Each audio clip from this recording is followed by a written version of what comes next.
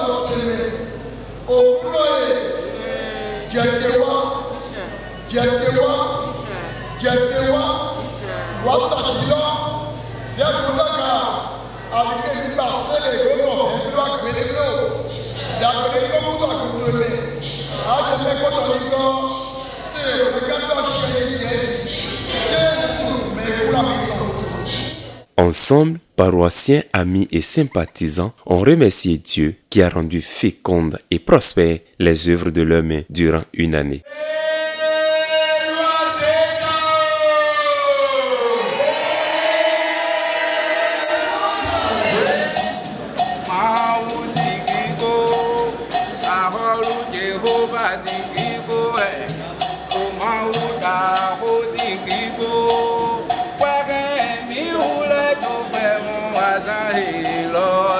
Thank you.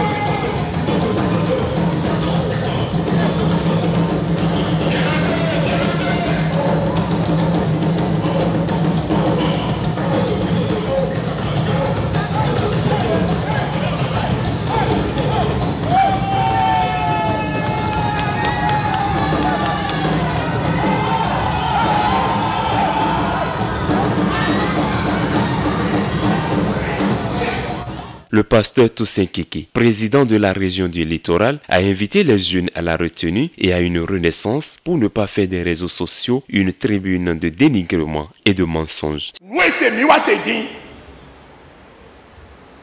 Réseaux sociaux je cambie de bro.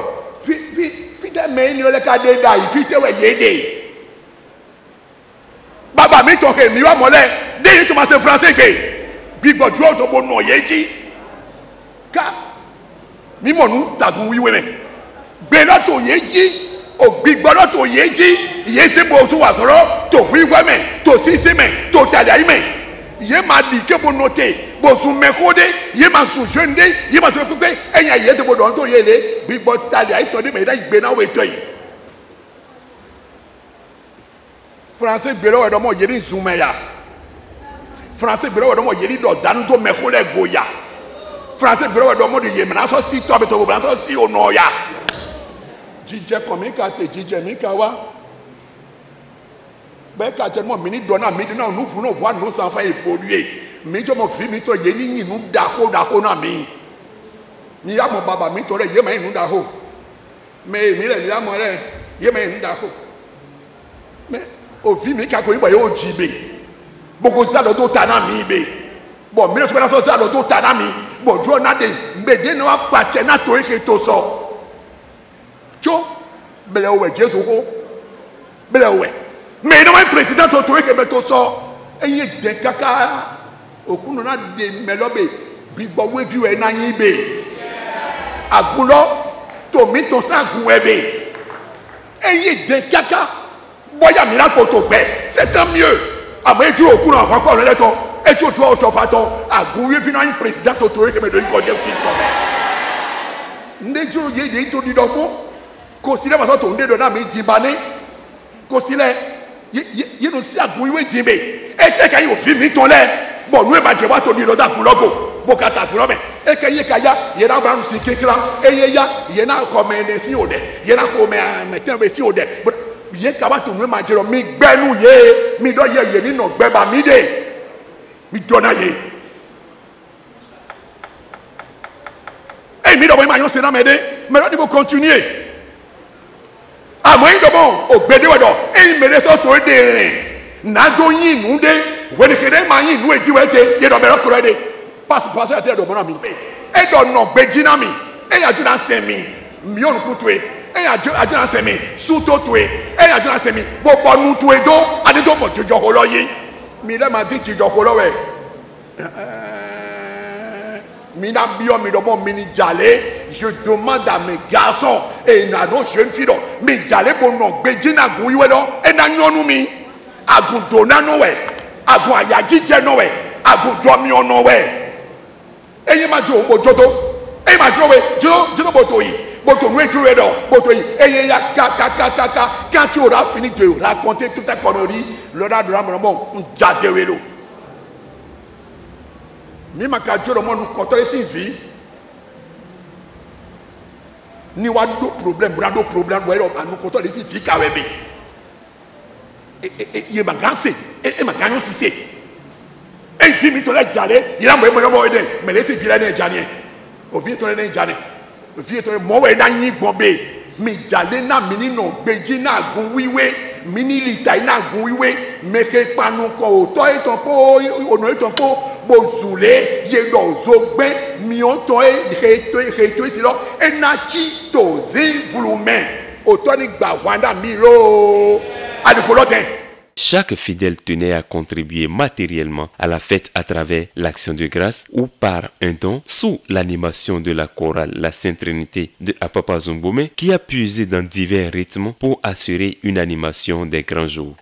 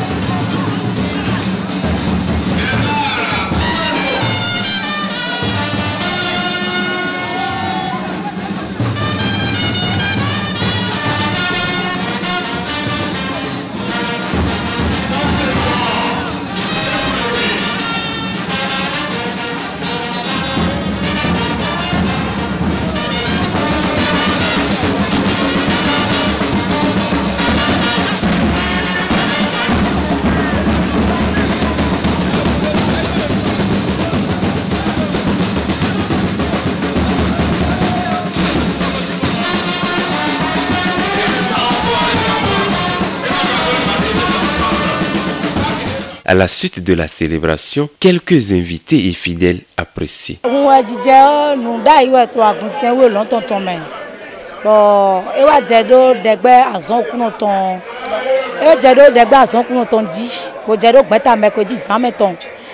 20h45 ou 0 et nous avons dit moi dis na nous allons pas nous ma nous nous ko et we anazia bo ados remercier mauna mina dope mina do diro bona ho jinule e we moi dis bo yo bono yo fête de moisson e we bloquer là do effet secondaire support et non blo boy ne good ma no wan jolly da ho me et non blo bo a zon li sudo we da yo ba se do akode me et non les jide jin me et non blo bo amando vida ya ma no na vi me donc non nous support me non nous support ah yon le non nous dijele nous tanwe la e nous support tanwe la e do nous e baba me de ton coup dion ble we mi no do osin bono ibakwe bono zan donc ma aussi nous e menesi e to mi ton do kro si nous a me bi si to si nous e donc yon we no blo mole bono jo ma aussi anzondo nous tanwe jodo un veye do e ni no wa do rapo ma uton. Aujourd'hui, nous sommes en fête. Alors nos frères de par le monde sont venus aussi pour fêter avec nous et pour rendre grâce à Dieu de Chofa qui vit d'éternité en éternité. Nous-mêmes, dans un premier temps, quand le besoin nous appelle, partout nous répondons. Que ce soit à Londres, en France, en Amérique, au Canada, en Côte d'Ivoire, dans la sous-région africaine, nous sommes présents à presque toutes les fêtes de moisson où nous sommes invités. Alors, il n'y a pas de raison que quand nous-mêmes nous avons de fêtes, que ces amis ne se déplacent pas pour nous soutenir, car notre église, c'est d'abord la fraternité. Nous sommes une grande communauté et on se doit de se soutenir. Rien ne sert de rester sur sa paroisse, de se camper sur sa position dans son pays pour dire c'est déjà bon. C'est vrai, Dieu se manifeste partout. Mais quand l'autre est en joie, la parole de Dieu nous enseigne, lorsque les autres sont en joie, allez vous réjouir avec eux. Et quand vous-même vous êtes en joie, eux aussi, ils ont le devoir de se déplacer pour se réjouir avec nous. Par rapport à tout ce qui s'est passé aujourd'hui, le déroulement du culte, la prédication, les prestations, les alagas, tout ce qui se passe actuellement jusqu'à la fin du culte, nous sommes très contents, nous sommes très heureux et notre cœur est bondé de joie pour le Dieu de Chofa qui ne nous a pas abandonnés, mais qui a disposé le temps. Il a disposé le temps, il a disposé la météo, il a disposé les hommes et ils n'ont pas eu d'empêchement. Beaucoup d'autres ont voulu être là, mais parce qu'ils sont empêchés, on ne peut pas les en vouloir. Est-ce que vous voyez? Mais Dieu de Chofa qui connaît le cœur de chacun les bénira également. Ma joie est grande, elle est énorme. Dans cette paroisse, j'ai vu une hospitalité, j'ai vu l'amour, j'ai vu l'accueil. Les mots me manquent pour dire ce que je ressens. Je voudrais juste dire merci au grand maître Mano. Je le connais depuis Paris, mais je ne savais pas qu'il était aussi généreux et aussi hospitalier. Grand merci à tous les devanciers, grand merci à toute la paroisse, à la chorale Sainte-Trinité Junior. Les mots me manquent vraiment. Et s'il y a un conseil, je veux dire à la paroisse de continuer dans cet élan parce qu'ils sont grands ici. Ils sont énormes. Je dis big up à cette paroisse. La Papa Zongome, sans doute, est une grande paroisse, malgré les restrictions de lutte contre la pandémie Covid-19. Vous avez vu tout ce beau monde-là qui était présent pour célébrer le Seigneur, pour célébrer le Dieu de Chofa, pour que les paroissiennes et les paroissiens de la paroisse à Papa Zongome apportent leurs promesses afin de reconnaître devant le Seigneur que c'est lui le roi, que c'est lui qui donne la vie, que c'est lui qui donne l'emploi, que c'est lui qui donne le bonheur, c'est lui qui donne la richesse, la gloire, la longévité et autres. C'est à travers les actions, les bonnes actions que l'Éternel Dieu a faites en leur égard qu'ils sont venus aujourd'hui célébrer le Seigneur. C'est une recommandation de l'Église du Christianisme Céleste à travers le missionnaire Papa Chofa qui nous a conduits dès les premiers jours de la naissance de l'Église jusqu'à ce jour. Et nous ne manquons pas de célébrer cette fête pour témoigner à Dieu notre gratitude, notre reconnaissance envers tous ses bienfaits. C'est louable. Comme vous le voyez, c'est beau, tout est bien fait. Les restrictions étaient très bien respectées. La fête est belle. Voilà, je vous remercie. Je remercie le chargé de cette paroisse, qui est en même temps le président de la sous-région. En l'occurrence, le président du littoral, président sous-région du littoral, Papa Akeki. Et à sa tête, le révérend Papa Adeogun. Nous leur souhaitons une longue vie. Nous leur souhaitons une bonne santé afin qu'ils soient toujours là pour nous guider et guider nos pas afin que nous soyons les enfants humbles pour servir l'Éternel davantage et apprendre au milieu d'eux.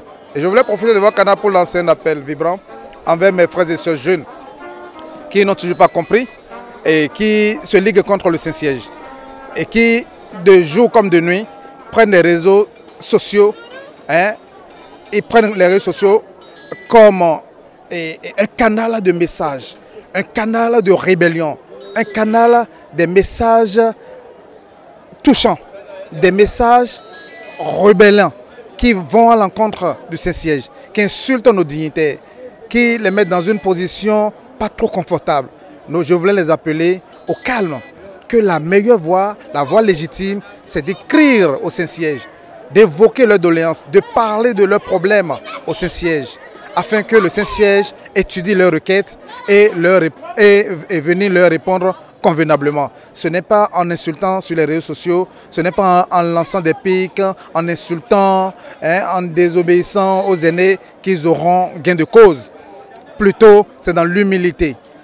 La voie légale, dans notre église, nous n'avons pas de syndicat. On ne peut pas se comporter comme des syndicats dans l'église. On ne peut pas se comporter comme des politiques au sein de l'église. Des gens qui sont tapis dans l'ombre, qui les poussent à aller insulter les anciens. Eux, ils pouvaient se mettre devant. Et ça, pourquoi ils ne se mettent pas devant?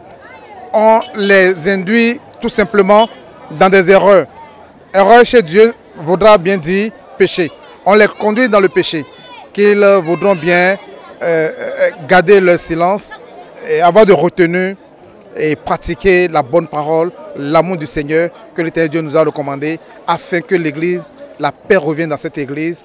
Entre Imeco déjà et le Saint-Siège, ils se retrouvent déjà et ils parlent déjà d'un même langage et ils travaillent déjà, ils font déjà des travaux ensemble afin que la crise qui est née depuis 35 ans, 37 ans puisse être dénouée et que l'Église retrouve sa paix. I come here today to come and worship and partake in the harvest of Sogbome in Cotonou. This is not the first time I'm coming. I think this is going to be the second time I'm witnessing the harvest in Sogbome. What I can say about this harvest, they still have a long way to go. They need to improve.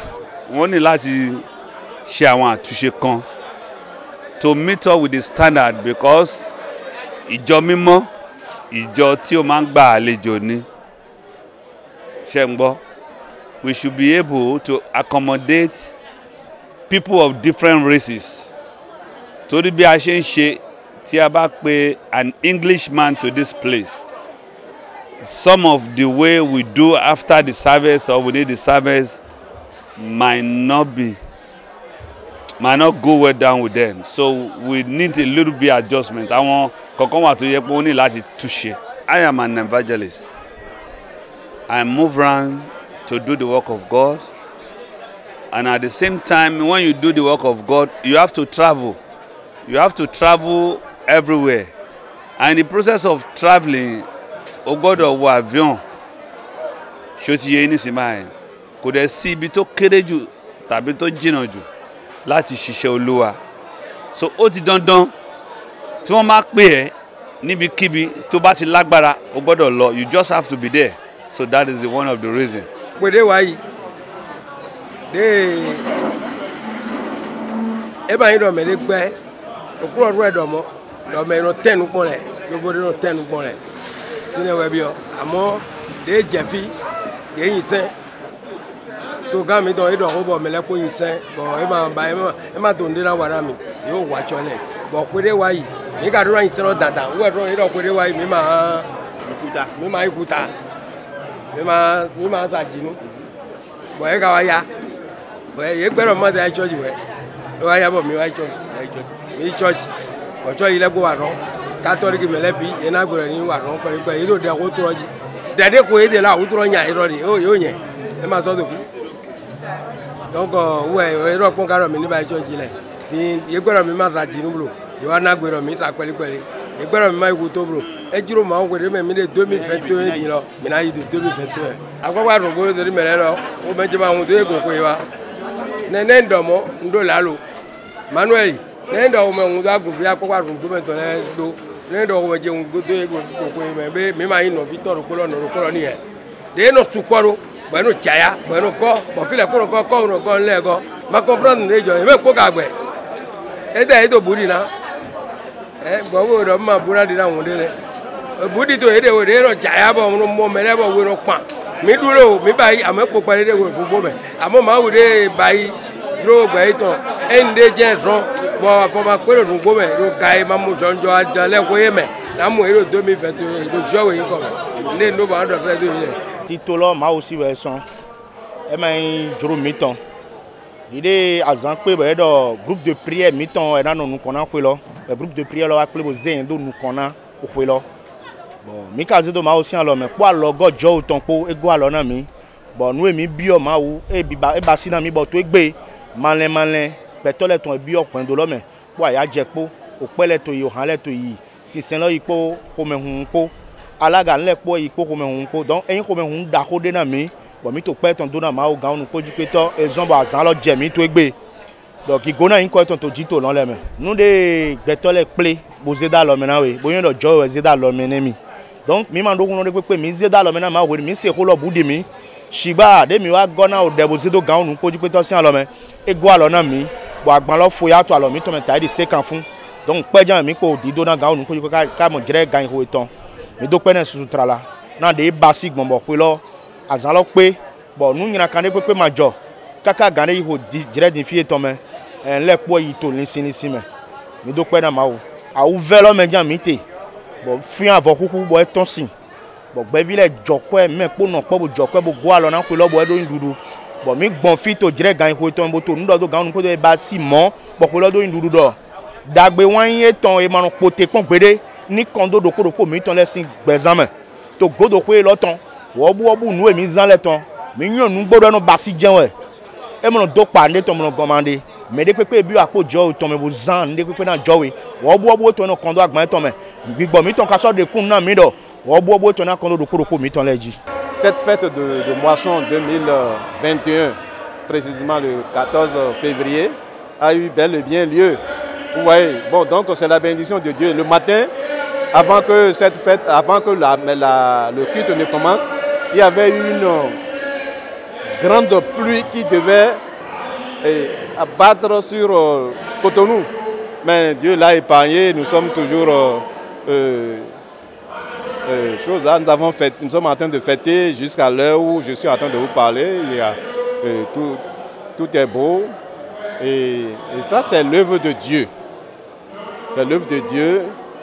Ça prouve que les prières que nous faisons ici, les prières sont exaucées. Dieu nous aime. Nous sommes en union ici. Il y a l'amour du prochain ici. Et dès que vous pratiquez l'amour du prochain, Dieu est toujours avec vous. Parce que Dieu même est amour. Dieu même est amour. Et il est la lumière. Donc cette lumière-là, c'est ça qui rayonne maintenant et sur la paroisse d'Akwakwa Zungume où tout le monde est en fête et en joie. Ouais, c'est comme ça. C'est une grande joie pour nous.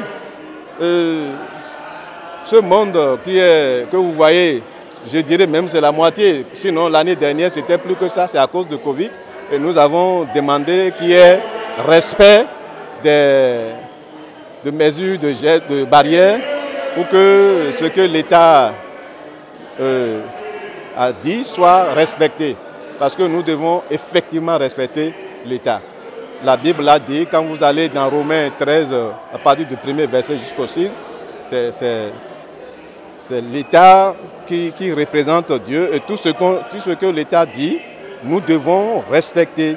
Et c'est ça qui a fait que nous avons mis un peu d'écart, sinon il y aura plus de monde que vous êtes en train de voir. Je dis merci à tous les invités, tous ceux qui se sont donné la peine de se déplacer de part et d'autre, hein, en dehors de Cotonou, ceux qui sont venus de l'extérieur. les Nigérians sont là, les Parisiens sont là, les Américains sont là, ainsi de suite. Ben, je dis un grand merci à ceux-là, mais que Dieu les bénisse et qu'il les accompagne sains et saufs dans leur pays d'origine respectif, pour que l'année prochaine, nous puissions être encore plus nombreux que ça. Mais que Dieu les bénisse tous et que Dieu bénisse tous les paroissiens de la Papa Zongomé et tous les fidèles de l'église du Christianisme céleste du littoral. La fête des moissons édition 2021 à Papa Zongomé, c'est déjà du passé et les regards sont tournés vers l'année prochaine pour certainement une fête plus grande à la gloire du Dieu d'Oshofa. Amen.